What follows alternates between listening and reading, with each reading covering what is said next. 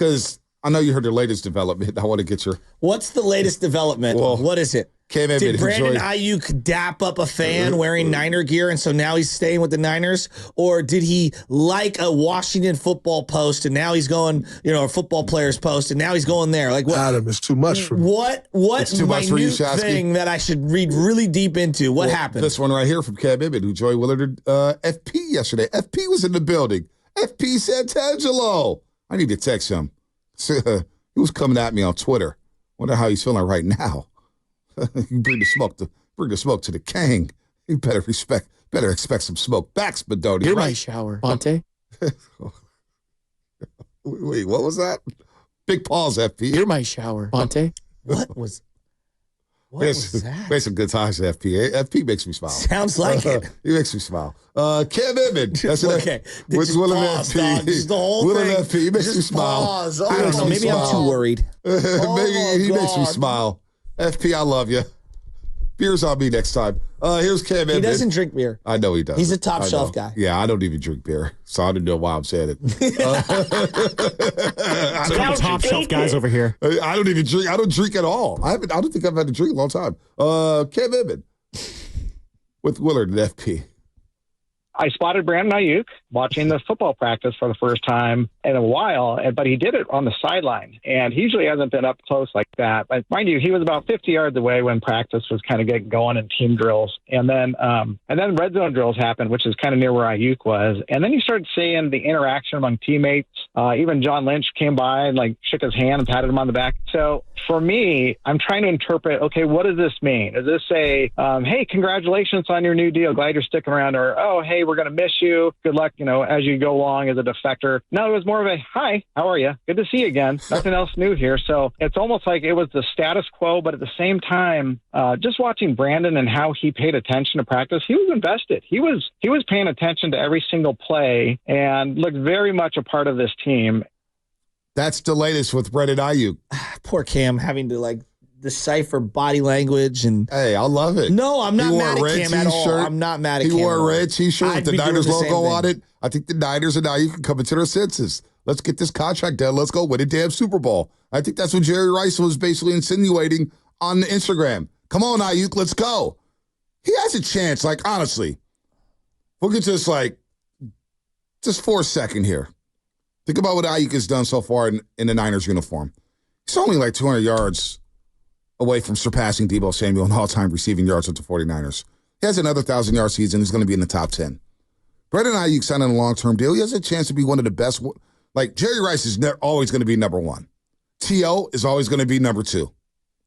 But Brandon Aiyuk has a chance to be an all-time wide receiver for the San Francisco 49ers when it's all said and done. He's that good. He's that good of a route runner. He has he has special hands. He can run, block. He does everything. Well-rounded wide receiver. Let's make this thing happen. Let's get this thing done, and let's go win a damn Super Bowl for once. All right? Me and all the other Niner fans are like the Jimmy Butler meme where you just look physically exhausted, and you're just sitting here did that? Okay. I'm going to be honest. It's hard for me to say Brandon wants to be an all-time Niner when it's dragging out the way it is. And I know there's business. I said he has a chance to be an all-time Niner. I know. But it's all that kind of stuff, the business side of it has just all that other crud doesn't even feel even close to appropriate, considering how difficult this has been. Man, I listen. And it's pro sports. We're exhausted. Yeah, well, you know what? Buck up, baby. Start to get ready for the New York Jets. Cam Ibid on Trent Williams. Because he's a veteran and he signed his last contract coming off of unrestricted free agency because he tested the waters, that makes him open to these CBA rules where, yes, he gets fined $50,000 a day for missing camp and practice. But when he misses a preseason game, he misses 1 week's worth of regular season paycheck, and that's $1.1 million. And that happened last week. And because of the veteran contract that he signed, he's not the 49ers cannot cancel out those fines or make them any less. It's written into the rules. So whatever contract he eventually signed, it's going to have salary cap ramifications to probably cover the losses he's incurring right now. So there you go. I mean, it's just poor Trent. So poor Trent. Cry me a river. That's the latest of Trent Williams. But we all know they need big Trent. They need big Trent. Here's George Kittle. how he feels about Trent Williams' absence. Trent Williams is Trent Williams. You know, he's like the greatest football player to ever play the game. It's like him and Aaron Donald. I mean, that I've played against. And, you know, for all the people who are going to, list off like, 90s and 80s players, I'm sorry. But like the best I've ever played with. And so, yes, he's also like a massive human being. He's a silverback. Like he just has a presence to him. And so, yeah, not having him in the locker room at all and stuff like that, it's weird. But we all love Trent, and he's doing what he thinks is best for him. So it's okay. And I think Jalen Moore's done a good job of playing left tackle for us. And also, I appreciate getting extra reps, because the one thing about Trent Williams is I don't need to practice with Trent that often, because he's so good that it's more of me like, hey, George, get out of the way so I can block this guy by myself. And I'm like, hey, man, you make my job easier. So getting the extra reps with Jalen, I think, is really beneficial, because he's gotten a lot of snaps for us in the last couple of years. And so if I can get really good at working with him, Trent will just fit in seamlessly. Not worried about it. Not worried about big I Trent. am. I'll admit it. Like, Trent's a guy that he's a large human being. He's had injuries at the end of every season, it seems like. Every season, when push came to shove, he's hobbled around out there. The game is violent. Yeah, I am worried. We did this last year with Bosa, who is in much better physical shape than actual Trent Williams, though they're asked to do very different things. And he had a horrible down year by his own standards. I am worried. You think the Bosa thing was a distraction? Yeah, I do. Well, you know why I asked that? Because the Niners did open the season 5-0. Oh, okay.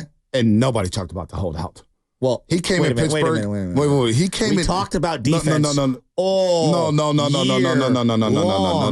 All year long. No. What I'm saying. What I'm saying. No. What I'm saying. When Bosa came back against Pittsburgh, they beat Pittsburgh 30-7. Pittsburgh's not that good.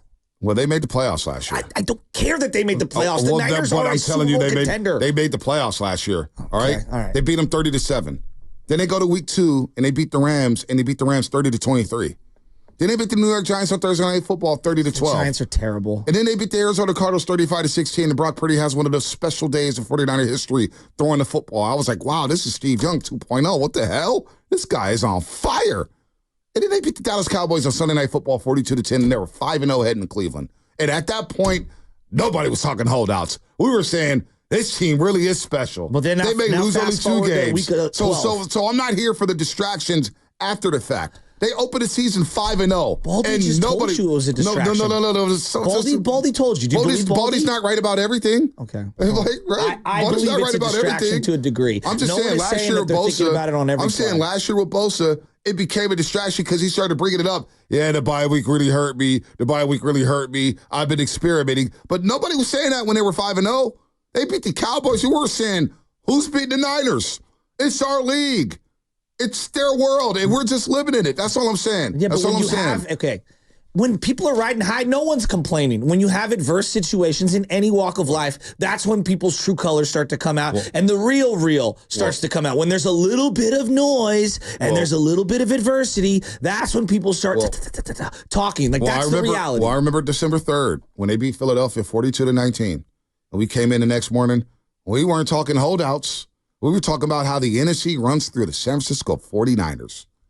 All right. And then after the fact, we started talking, oh, yeah, it's a big distraction, blah, blah, blah. So you just think the holdout means nothing? I didn't say that.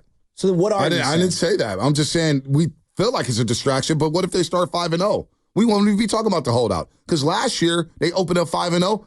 We were heading into the Cleveland game. Spadoni did the show with me. We were heading into the Cleveland game. What was the conversation going into the Cleveland game? My take, I think, that day was it's not enough for the Niners to win that game against P.J. Walker. They need to win by 20.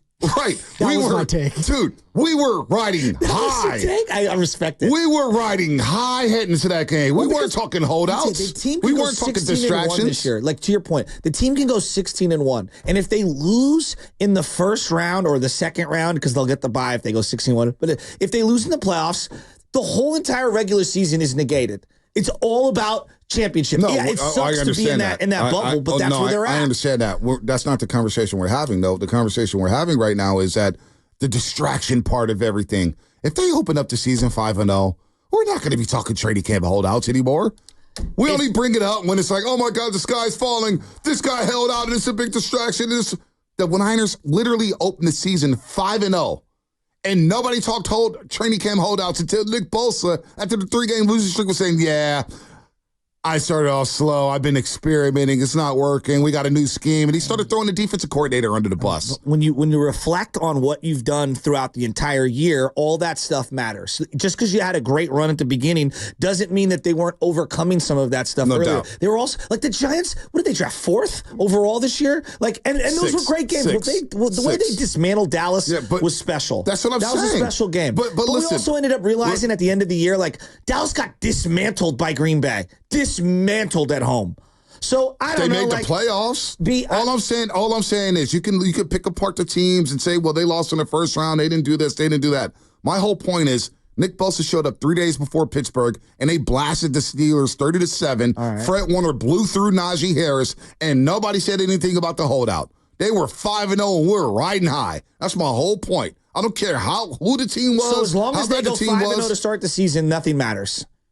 It's not going to matter with the fans. Nobody's going to bring it up. I think nobody's going to bring it up. You hear about this with Cooper Kupp and Matt Stafford. All of the reps that you take in the training camp stuff and all the stuff behind the scenes, it all builds to something. That's part of the beauty of football is all of the synergy and the going through the grind and all that. And it doesn't pay itself off until January and February. But that, to me, it all goes into it. That is the essence of football. Unlike the other sports, you practice 5 and 6 times to the one game. And so, like, yeah, I do believe holdouts matter. And I do believe everyone being on the same page and being singularly focused on one thing, like that does matter. Because the great coaches that I listen to, like Bill Belichick, who's been on everybody's podcast, is saying, like, all these little things, fights, contracts, playing time, all this stuff, it's wasting energy on things that you could be otherwise wasting your energy on when it comes to the playbook. That all sounds good. Where did the Niners end up last year? Where did they end up last year? They ended up losing in the biggest game of the year, and everyone was falling apart. In overtime, right? And they were falling apart. In overtime. Yeah. They made the Super Bowl. The Chiefs practiced every single day the overtime thing. They all spoke about it to a T. Well, that's a coaching thing then. Well, that's not a training camp holdout. No. That's not distractions. That sounds like preparation by the coaching staff. The catch, for example. Dwight Clark and Joe Montana practiced it every day for 2.5 years at the end of practice. So you could say holding out it's all of the reps building up to something. But I don't understand how not knowing the overtime rules by the coaching staff has anything to do with the holdout. No, I think it's the cumulative. Look, again, it's the cumulative effect of everyone on the same page day one building towards something. That's what I believe. Well, it sounds like a lack of preparation from the coaching staff not knowing the overtime rules. That's part of it. Like, I don't know how that has to do with Britt. You could still practice the overtime rules with Nick Bosa away in Florida, working out with his mama one-on-one. Bosa had a bad year. You know? Bosa had a bad year. One-on-one. But he didn't make excuses until they had the 3-game losing streak and he started throwing the defensive coordinator under the bus. But it didn't look like he had a great year. No, I know he didn't have a great year. I know week 1 ended up being good for him, but like 2 months in, we were looking at him like, he don't look right. Yeah, but all I'm saying, though, it was such a distraction. They opened the season 5-0. And they looked dominant. We know this. They went 30, 30, 30, 35, and 42. It was such a distraction. They opened up 5-0 is my whole point. You know what? Everyone should show up week 1. No, I'm not saying that. I'm not saying that at all. I'm saying it was just such a distraction that they opened the season 5-0. We were literally talking about them being the best Niner team since '94. So we could say it's distractions all we want to. And if they want to make that excuse about holding out, being a distraction, I say they were 5-0 and nobody was talking about it by that point. To me, that's like saying, like, hey, you're going 150 and you didn't get ticket. You're doing a good thing. Keep going 150. No, it's not. It eventually catches up to you. I think it catches up to you. No, that's silly. That's silly. And it caught up to them so much, they were an overtime away from winning the Super Bowl. No one's saying they can't overcome it. Right. What we're saying is today and the last couple of weeks, it's left them behind. Maybe, possibly. But is there any doubt once Trent Williams comes in that he's going to play like an all-pro?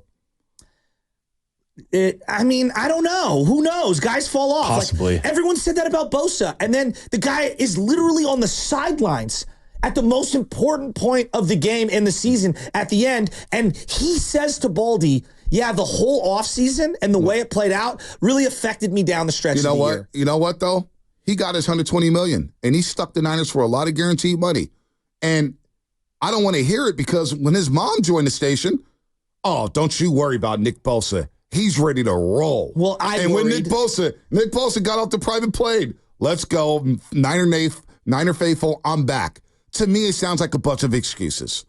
I'm not in excuse-making business. Well, is it an excuse or is it an explanation? Don't tell me. No, it's an excuse. It's an excuse when you start throwing the defensive coordinator under the bus and saying, yeah, I missed out on training camp. Because tell me about that after the win. You beat Pittsburgh 30-7. Tell me that you're rusty. Well, but beat the Rams 30-23. Tell me that you're rusty then. Don't tell me that the lack of training camp hindered me from being an all-pro after a 3-game losing streak. Talk to me after the win. It's a byproduct of his own actions, right? Like that is undeniable. Like he played a huge part in him not being ready. Okay, like exactly. I don't think it's the team's fault. No, it's literally Bosa and his agents and his representation played a huge part in him having a down year. And there was a depreciating effect in critical moments of the most important game of all of their careers. All I'm saying is it was such a distraction. They opened the season up 5-0. That's it. That's all I'm saying. Well, see, the excuses afterwards. I don't know. The excuses afterwards. You want to make excuses about missing training camp? Fine. It was a distraction. It helped. It screwed your lack of preparation up. But it was such a distraction. Fred Warner damn near having a defensive player of the year type season. It was such a distraction. Charvarius Ward was an all-pro cornerback. Yeah, but those guys were at practice every day. Those guys were at practice every day. But Charvarius Ward was dealing with groin injuries. But I need the whole team. But see, this is where football is just, you need all 11 in perfect synergy all year. No, I agree with that. To be able to accomplish what they need to do. This isn't about just being a good team this year or anything like that. I agree with that. Unfortunately, they backed themselves into it's all about winning the big one or not. I'm not disagreeing with that. What I'm saying is nobody around here was talking about the holdout when the Niners were 5-0 last year. No, but we were all in preseason. And then they opened up 5-0, and we're talking about them being the best team in the NFC. But I go back to my dad. Just because the results are good doesn't mean everything you did building up. Like, you aced the test, but you didn't study at all. That doesn't mean that you should not study moving forward. That's my point of view. Injury report.